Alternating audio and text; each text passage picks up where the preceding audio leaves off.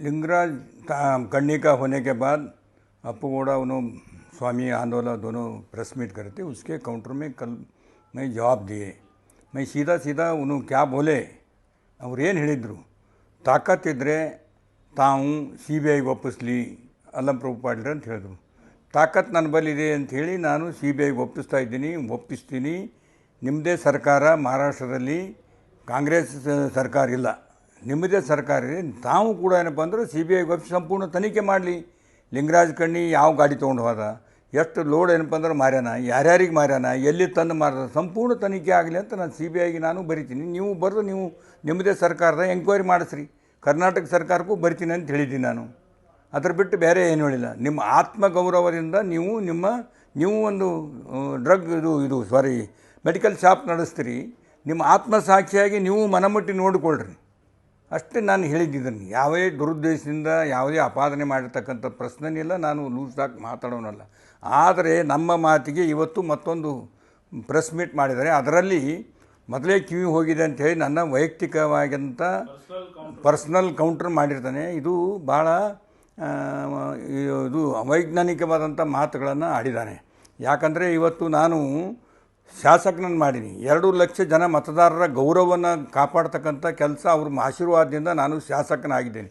ನನ್ನ ಶಾಸಕತ್ವಕ್ಕೆ ಕಳಂಕ ಬರ್ತಕ್ಕಂಥ ಅಪಶಬ್ದಗಳನ್ನು ತೆಲಿಗೆ ಬಾಯಿಗೆ ಲಿಂಕ್ ಇಲ್ಲ, ಕಿವಿ ಇದು ಇಲ್ಲ ಅಂಥೇಳಿ ಮಾತನಾಡ್ತಾನೆ. ಸಣ್ಣ ಮಾತುಗಳು. ಇದು ಯಾರು ಮಾತನಾಡ್ತಾರೆ? ಯಾರೂ ಒಳ್ಳೆಯ ಮನುಷ್ಯ, ರಾಜಕಾರಣಿ ಆದವನು, ಬುದ್ಧಿ ಇದ್ದವನು, ಬುದ್ಧಿವಂತ ಇದ್ದವನು ಮಾತಾಡೋದಿಲ್ಲ.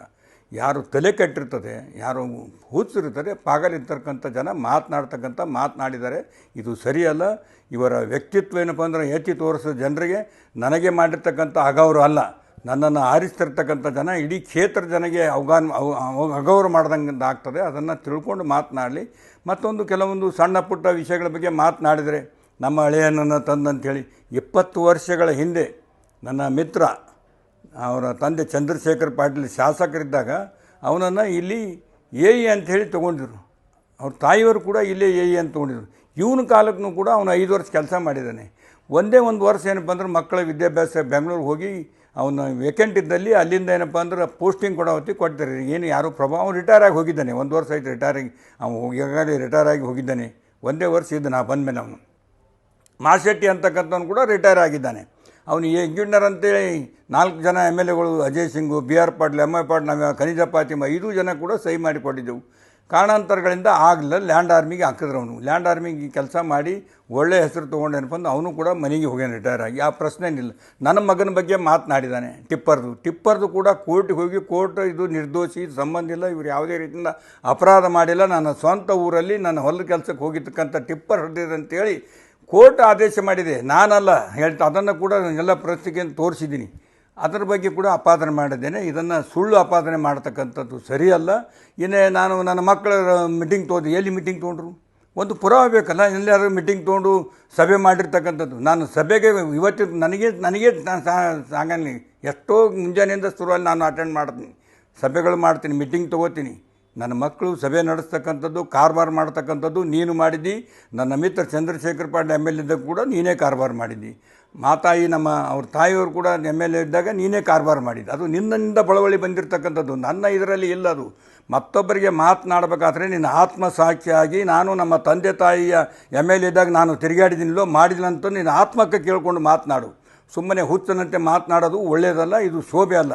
ಇದನ್ನು ನಾನು ಖಡಾಖಂಡಿತವಾಗಿ ನನ್ನ ಮೇಲೇನು ಏಕವಚನದಿಂದ, ಸಣ್ಣ ಬಾಯಿಯಿಂದ, ಕಿವಿ ಸರಿಯಿಲ್ಲ, ಬಾಯಿ ತಲೆಯಿಂದ ಇದು ಹುಸ್ತನ್ನು ಮಾತನಾಡೋದು ಬಿಡಬೇಕು.